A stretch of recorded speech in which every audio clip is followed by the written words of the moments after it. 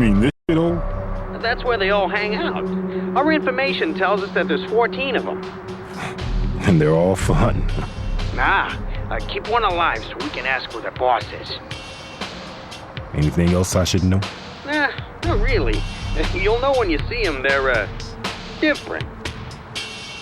Will do. And may the Lord smile. And the devil have mercy.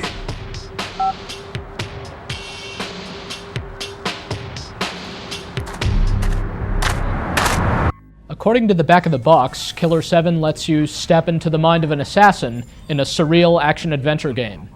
That's actually a fitting description of a game that isn't easy to describe in just a sentence or two. Killer 7 seems to be about Harmon Smith, a sharp-witted, crippled old man who's supposedly the head of a syndicate of assassins.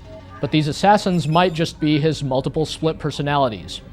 At any rate, the Killer 7 are up against a menace called the Heaven Smile, maniacal suicide bombers who seem to be showing up all over the world. Amidst all this is an increasing threat of social unrest between the United States and Japan. Sounds intense, doesn't it? And yet, Killer 7 just as often goes off on completely crazy, often absurdly funny tangents, making the entire tone and subject matter of the game seem very subversive, if nothing else.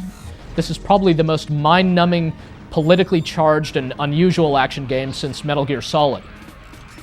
But is it any fun? Well, yes, sometimes. The gameplay mechanics of Killer 7 are actually very simple in that it's essentially an on-rails shooter. As the different personalities, you automatically run through the different environments just by pressing and holding a button. You can change direction at certain junctions, but you don't have free movement over your character, which initially seems very odd.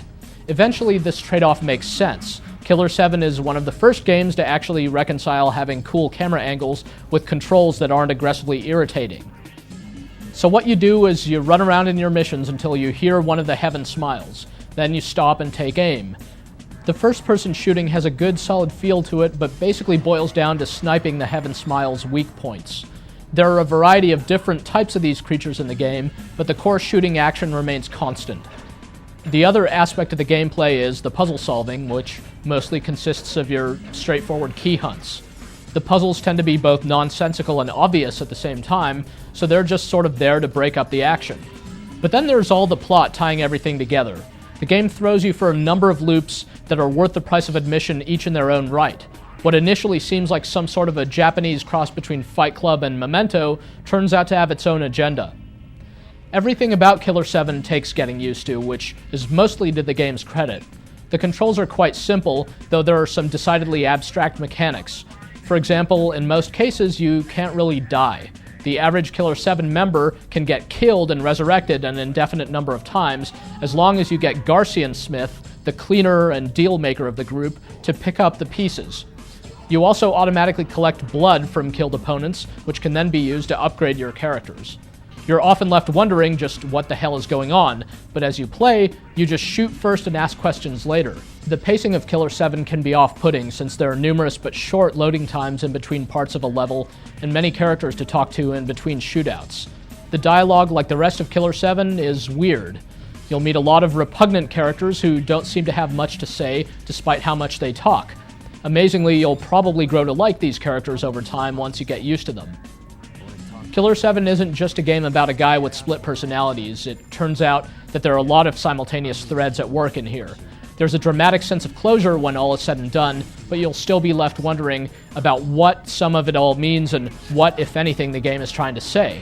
Video games have recently caught the eyes of academics keen on extracting meaning and intention from various works of media, and they'll likely have a field day with this one. Whether the game's social commentary is intended to be taken seriously or not, it's definitely in here, noticeably lurking beneath the surface. Apart from that, the game's striking presentation is part of the appeal. There's some aliasing in the graphics, and the Killer 7 members repeat their catchphrases too often, but overall this game is great to look at and to listen to. Its sense of style is as distinctive as its subject matter. Killer 7 is available for the GameCube and PlayStation 2, and the GameCube version is better overall. They're quite similar, but the controls feel a little tighter, the graphics look sharper and are less susceptible to slowdown, and the loading times are shorter on the GameCube. Killer 7 really makes you think, and it makes you wonder how come other games don't even seem to bother with that. This is a love it or hate it game. Some parts of it are tedious and some parts of it are embarrassing. Some parts of it may be offensive, if only because they're pretentious or trying too hard to be edgy. But this is still a much more interesting, much more memorable game than most.